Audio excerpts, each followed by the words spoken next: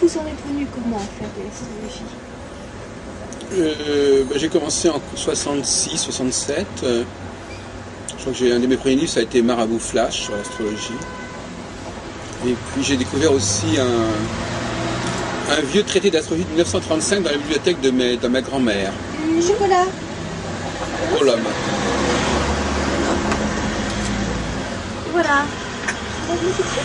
Comment? On va le mettre tout de suite? Vous n'avez pas utilisé quoi avec l'ouvrage de Maurice Privat, je sais pas si vous avez entendu parler de Maurice Privat. Non. C'est un ouvrage qui est paru en 1935. C'était dans la bibliothèque de Oxford. De ma grand-mère. De votre grand-mère. Parce que Marabout Flash ne donnait pas des calculs. Et comme j'étais pas très doué en calcul, je sais pas, pendant l'année 67, oui c'est ça, 67, c'était à peu près au moment de la guerre des 6 jours, l'ouvrage de Privat était suffisamment simple, et finalement j'ai acheté tout de suite des éphémérides, et puis je me suis lancé dedans, ce qui fait qu'au bout de quelques mois, quand j'ai pris mes vacances en Israël, j'ai commencé à interpréter des thèmes pour des gens de la région. Donc, mes premiers thèmes, je les ai interprétés en allemand, je crois. À l'époque, je ne parlais pas encore hébreu, donc je faisais des thèmes en allemand. Et puis, à la rentrée 67, j'ai pris contact avec une association astrologique qui s'appelait le CIA, le Centre international d'astrologie, qui avait des réunions 2 fois par mois à rue Lascaz, dans le 15e arrondissement de Paris. Et puis, je me suis, comme ça, immergé dans un milieu astrologique avec des gens comme André Barbeau, comme Jacques Berton, qui étaient très très présents, qui faisaient beaucoup de conférences là-bas. Et donc tous les 15 jours, le mercredi soir, vers 20h, j'allais là-bas. Et puis j'écoutais des conférenciers, il y avait Gouchon, il y avait Carteret, il y avait Barbeau, il y avait Nicolas. Toute la crème de l'astrologie française se réunissait périodiquement. Ensuite, alors finalement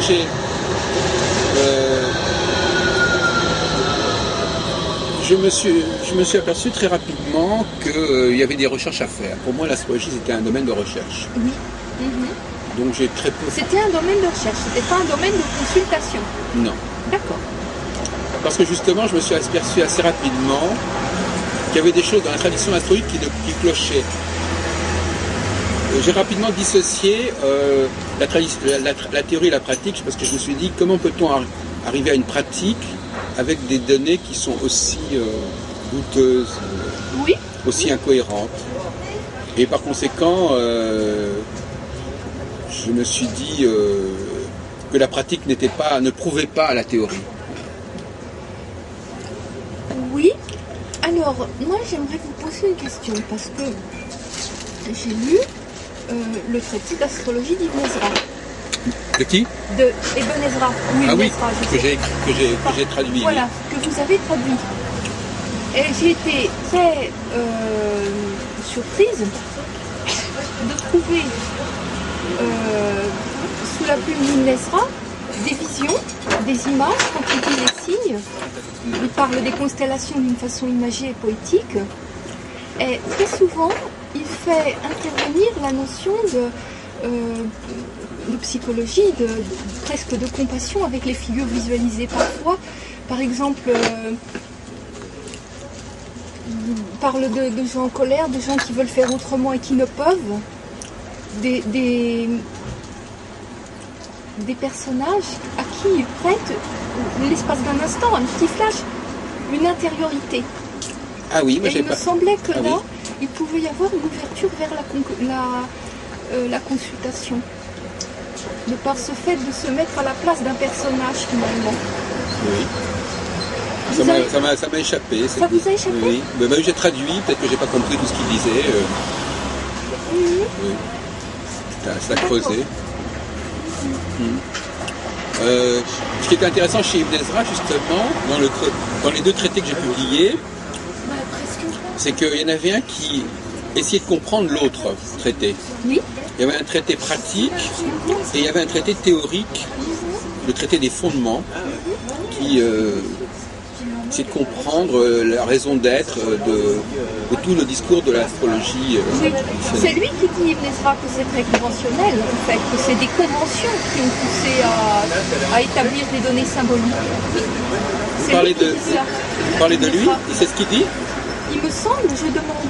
Je vous demande, est-ce que c'est lui qui dit ça? Je l'ai lu sous la plume d'un ancien, que c'était de pure convention, l'astrologie. Je ne sais pas s'il a écrit ça. Moi, je suis assez d'accord là-dessus, mais je ne suis pas sûr qu'il l'ait dit. À moins que moi-même je l'ai dit dans mon introduction de façon personnelle. Je ne me souviens plus de ce qui revient de mon introduction. Mais et vous souscrivez à cette idée vous-même, Moi, Véronique je souscris Lorimier? à cette idée, oui. Oui, oui. Actuellement ou depuis toujours? Pas depuis toujours, mais très vite. Ça m'est venu très vite, cette notion-là. Parce que j'étais amenée à l'expliquer en cours de manière purement comme une convention, effectivement. Pour expliquer, Mercure est rapide parce que il a un pas rapide autour du Soleil, oui. parce que bon, des choses, des analogies, quoi. On établit une convention, on dit, ben voilà, le Soleil est le plus brillant, donc c'est le roi. Mercure est juste à côté, donc il a telle et telle compétence. Oui, c'est des conventions. Sur des conventions. Et alors, à votre avis, donc moi je suis assez d'accord sur cette idée d'une astrologie qui naît sur le base d'une convention, mais comment s'est-elle perpétuée en fait? On peut dire, est-ce que vous croyez qu'à un moment donné, ces conventions ont pu s'ancrer dans le psychisme humain, par exemple, ou dans l'inconscient collectif? On serait passé du culturel au naturel, enfin de quelque chose de convenu à quelque chose qui serait héréditaire, par exemple. Moi, je crois que non, je ne pense pas. Je pense que c'est basé sur toute autre chose. On fait quelque chose, on poursuit un raisonnement logique à partir des conventions. Ça nous libère, ça nous aide à rêver. C'est exactement la même chose que dans Freud, quand il dit le rêve permet au dormeur de continuer de dormir. Il a un fonctionnement logique qui le rassure, parce qu'il y a des stimuli énormes qui viennent pendant le rêve, mais des stimuli de l'inconscient. Et face à tout ce bombardement de stimuli, l'homme élabore un rêve. Non, c'est pas vous, c'est pas vous, c'est la tour. L'homme élabore un rêve, et ça lui permet de continuer à rêver. Et pour moi, l'astrologie, c'est ça. C'est une forme de logique qui libère l'esprit, qui permet à l'esprit de fonctionner comme il a fonctionné normalement, mais en douce, par derrière, il y a un autre fonctionnement qui est, lui, intuitif, qui vient sans qu'on se rende compte. Oui. Ah ben voilà. Donc vous essayez de comprendre. Les deux cohabitent. C'est comme ça que ça s'est passé quand vous avez pratiqué, c'est comme ça que ça s'est passé. À un moment donné, vous avez l'impression qu'il y a une autre énergie qui est arrivée, qui vous permettait de travailler. Oui, oui. Et c'est pourquoi je vous citais le passage d'Ibn Ezra, où plusieurs fois, il va dans l'empathie avec les personnages visualisés, et là, c'est plus du tout des conventions. C'est plus du tout de la convention, c'est du ressentir personnel. Il y a une passion, il y a un afflux d'énergie à ce moment-là, quand il décrit les visions. Il y a effectivement là, à ce moment, on voit un afflux d'énergie. On voit quelque chose de très prenant. Ça, moi, j'en avais la gorge serrée quand je disais ça. C'est dommage que vous n'ayez pas apporté l'ouvrage. Oui, c'est dommage on aurait que pu j'ai pas apporté. lire un passage et comprendre mieux ce que vous vouliez dire. Parce que moi, ça m'échappe un petit peu. Mais vous voulez dire quand il parle d'une planète ou d'un aspect? Il parle des signes. Des signes. Quand il décrit les signes, Voilà. alors il décrit tout ce que ça donne au niveau du physique, au niveau de l'état général de la personne, mais il les décrit aussi par rapport aux constellations. Et quand il décrit les constellations, et quand il décrit les personnages qu'il voit dans les constellations, là, il y a autre chose qui vient. Vous appelez les personnages, les métiers, Oui, quoi, Oui. les personnages à partir desquels s'élaborent les constellations. Oui. Les visions dans les constellations. Écoutez, il faudrait comprendre un peu mieux. C'est dommage que vous n'ayez pas d'exemple, mais ça ouvre des perspectives, effectivement. Donc, effectivement, j'ai publié en 77 cet ouvrage. J'avais 30 ans à l'époque. J'avais déjà publié un peu avant Clé pour l'astrologie chez Segers. Ça avait été une grande satisfaction. C'était un ouvrage. Vous avez la collection dans les années. Je ne sais pas si vous vous souvenez de cette collection Clé pour. Il y avait Clé pour le marxisme, Clé pour la linguistique. Une collection qui, dans les années 70, avait beaucoup de succès. Et j'ai été très content de pouvoir être chargé du volume sur l'astrologie. Parce que les gens qui écrivaient sur les différents sujets étaient des gens quand même assez éminents. Et moi-même, à l'époque, j'avais même en 76, j'ai dû avoir la commande en 75. J'étais donc très jeune astrologue, j'avais 27 ans, 28 ans. Et pour la petite histoire, c'est André Barbeau qui avait eu le premier contact avec les éditions Segers. Et ils avaient même signé un contrat à ce niveau-là pour ce livre. Et finalement, j'ai fait une proposition et finalement, ils ont préféré que ce soit moi qui fasse le livre. D'accord, très bien. Donc, et alors André Barbeau enfin, ça c'est une supposition, mais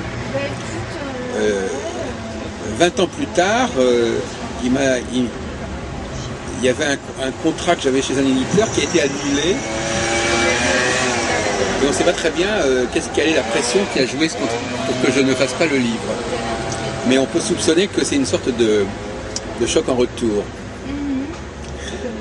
Et puis parallèlement, j'ai créé ma propre association en 75, le mouvement astrologique.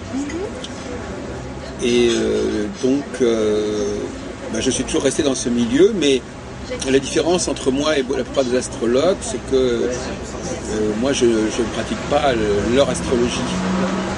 Je pratique une astrologie très très particulière que j'ai moi-même élaborée. D'accord. Et comment, alors justement par rapport à ça, vous dites que j'ai moi-même élaboré, comment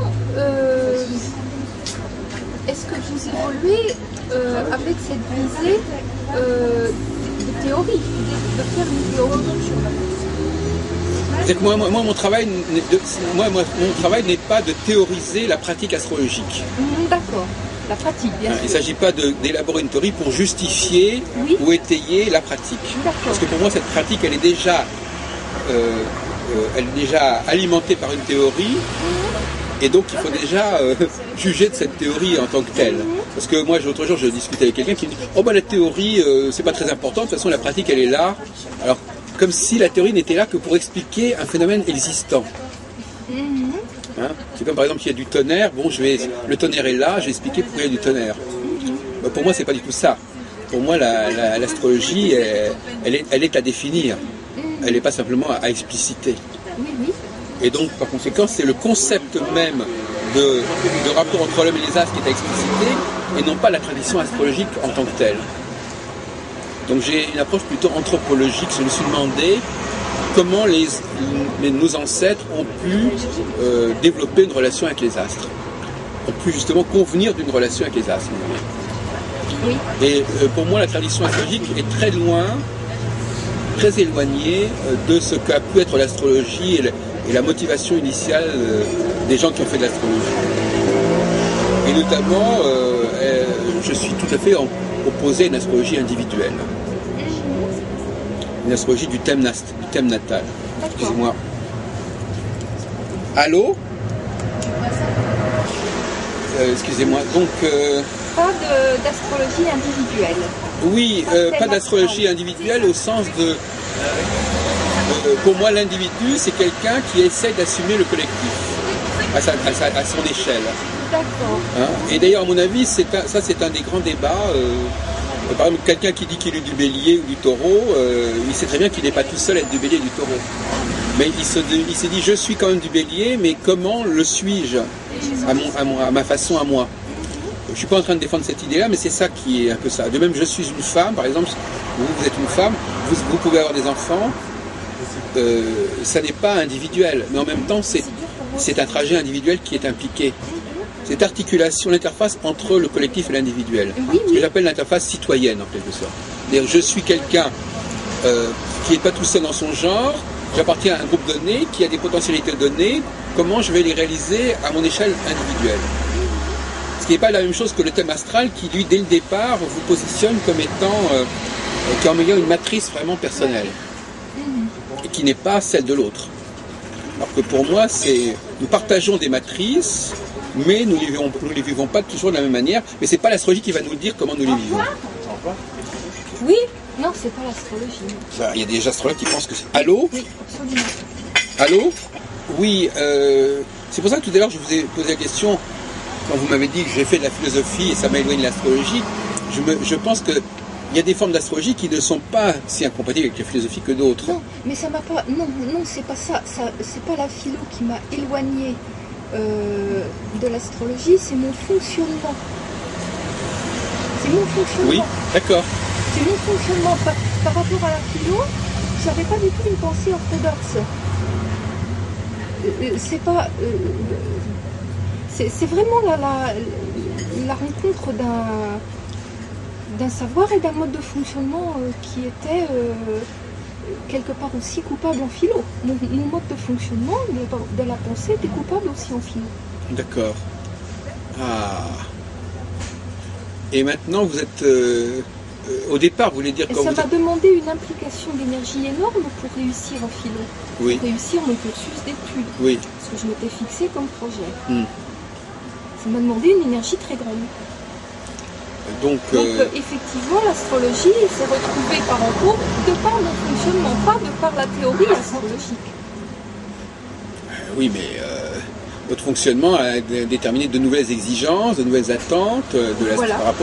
par rapport au savoir en général. Par rapport au savoir en général, par rapport à la pensée. Mais, Pas le savoir, la pensée. Mais ça, c'est quand même votre réaction a quand même dépendu d'une certaine idée de l'astrologie que vous faisiez, d'une certaine idée du savoir astrologique que vous aviez, et d'une certaine idée de ce qu'était l'astrologie. Forcément. Donc c'est pour ça que je vous disais que peut-être qu'une autre forme d'astrologie aurait pas provoqué les mêmes réactions de votre part.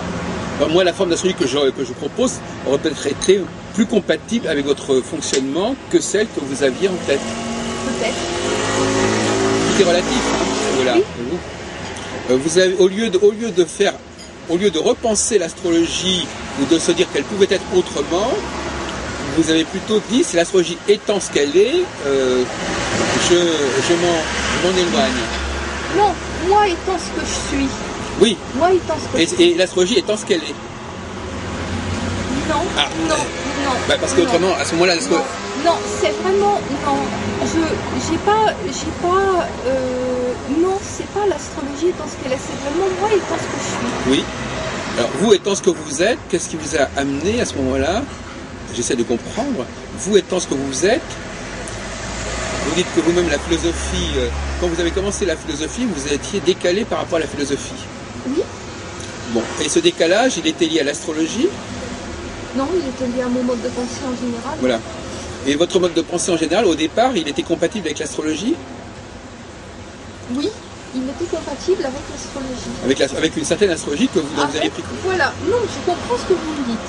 C'est vrai que de toute façon, l'exploitation des compétences se fait à travers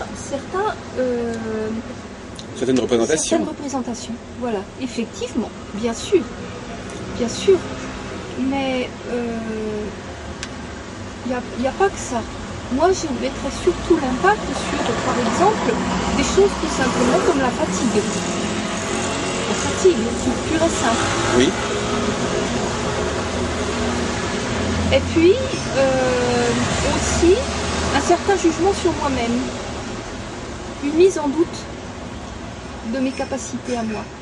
Alors, est-ce que là... Mais bien sûr, à travers l'astrologie telle que je la pratiquais, bien entendu. Voilà. Bien entendu. Et aussi à travers l'idée que l'astrologie vous donnait de vous-même au travers de ce qu'elle disait de vous dans votre thème. Ah non, du tout. Alors là, non. Non, non, du tout. Non, parce que vous auriez pu aussi Non, ne pas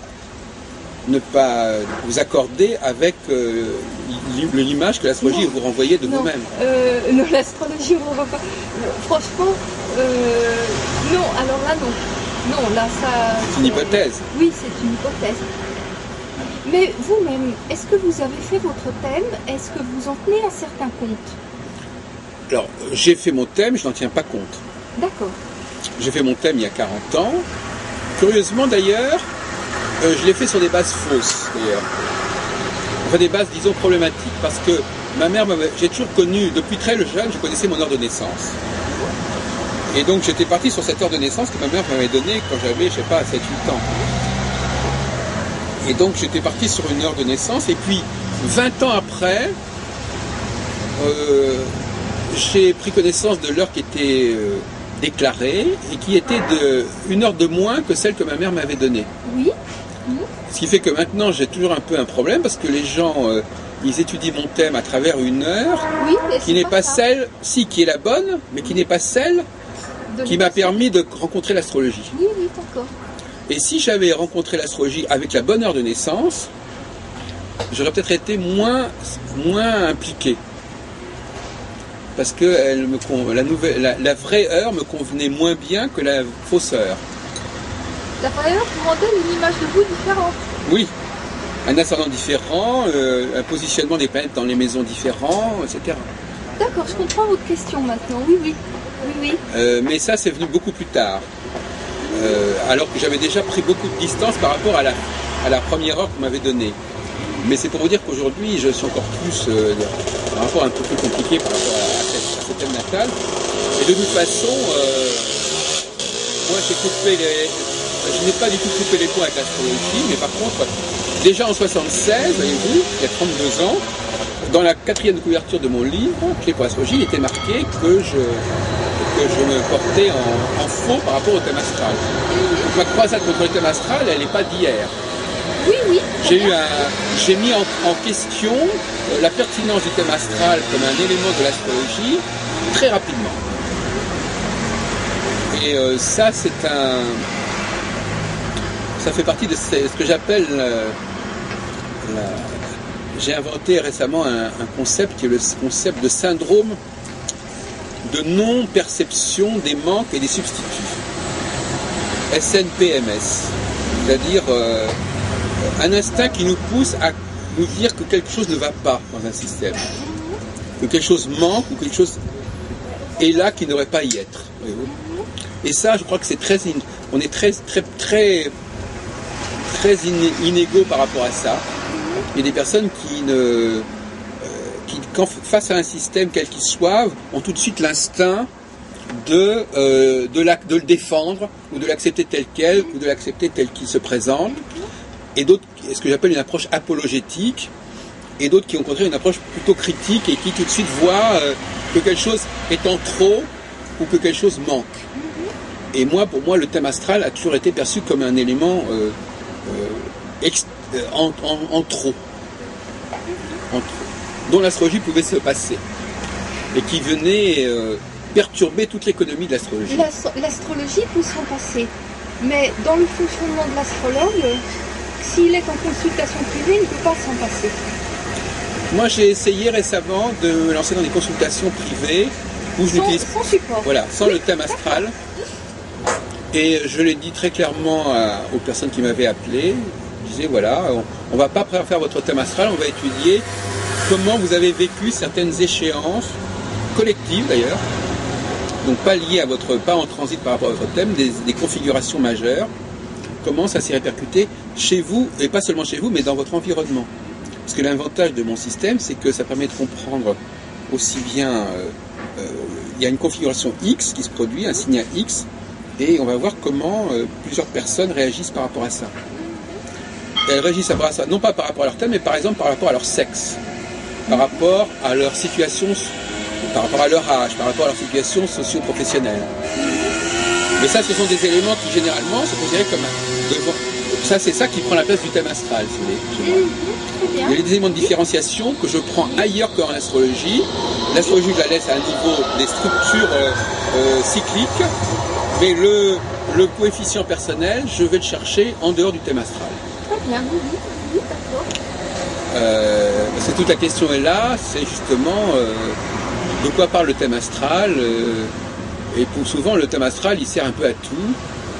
Et il explique tout ce qui est de l'ordre du coefficient personnel, ce serait le thème astral. Oui, voilà. Moi, c'est pas du tout ma vision des choses, effectivement. Pour moi, le thème astral est effectivement toujours en trop, mais c'est justement ce que je disais, ça permet d'avoir un autre fonctionnement en douce, en double.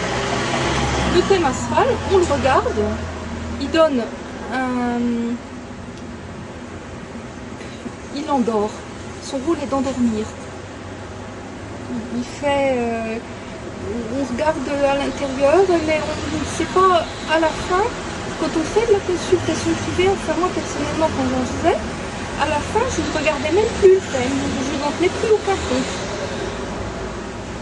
Mais au départ, mon regard allait sur lui et ça me permettait un autre fonctionnement. Alors ça, c'est intéressant. Donc cet endormissement, comment il se met en œuvre, cet endormissement? Il veut dire qu'il sécurise? Il me sécurise. Vous, voilà. Vous ou votre client? Ah, ça peut être les deux. Effectivement, j'ai pensé, moi, personnellement, que c'était les deux. Oui. Qui étaient sécurisés par le thème astral. Oui, c'est les deux qui sont sécurisés par le thème astral. C'est vrai que la valeur symbolique du thème astral est énorme. Je ne parle pas du symbole qui est dans le thème, mais la présence même, l'existence même, l'idée même que le thème astral peut exister, c'est quelque chose qui est très fort. Parce que ça, déjà, les personnes ont l'impression que leur moi a une sorte de réalité visuelle, puisqu'ils peuvent le voir. Et donc quand ils vont voir l'astrologue, c'est comme s'ils acquéraient quelque chose qui leur manquait et qui faisait partie d'eux-mêmes en même temps, et qu'ils se réappropriaient en quelque sorte. Donc ils ont un sentiment d'enrichissement du fait simplement que le thème existe. C'est comme si vous achetiez on vous faisait cadeau d'un terrain, et ça, ce terrain vous appartient, vous en faites ce que vous voulez. Et effectivement, de ce côté-là, c'est... Un enrichissement et une légitimité. Ils se disent, ma vie intérieure est légitime si elle est confortée par le thème astral. Dans leur vision à eux, leur vie intérieure devient légitime. Leurs aspirations, leur caractère, leur atmosphère devient quelque chose de... Moi, j'irais plus loin encore, je dirais que le thème astral prouve que leur moi existe. Voilà. Quel qu'il soit, il existe. Il préexiste, je dirais même. Puisqu'il est là, il est là en début de toute la vie, donc il préexiste.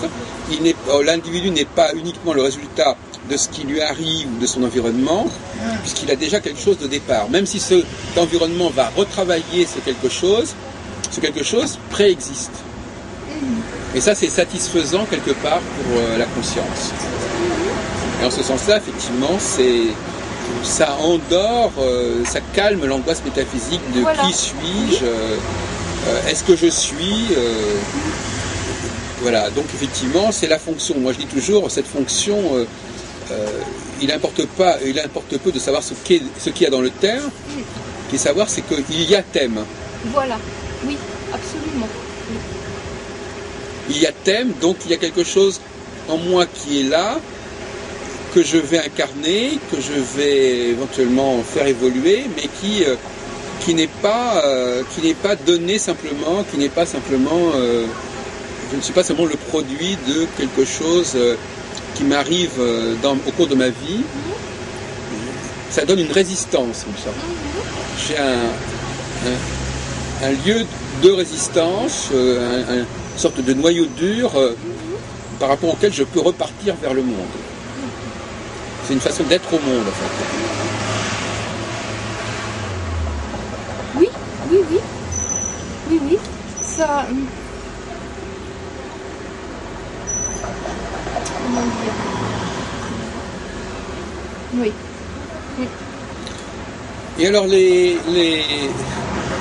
effectivement, donc on retourne dans cette fameuse contradiction tout à l'heure, savoir que d'un côté, les gens ont leur thème astral, mais d'autre côté, il y a tout un public qui ne connaît que son signe.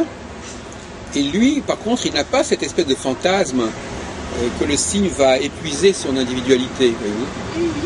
Il a au contraire le fantasme qu'il est membre d'une certaine famille,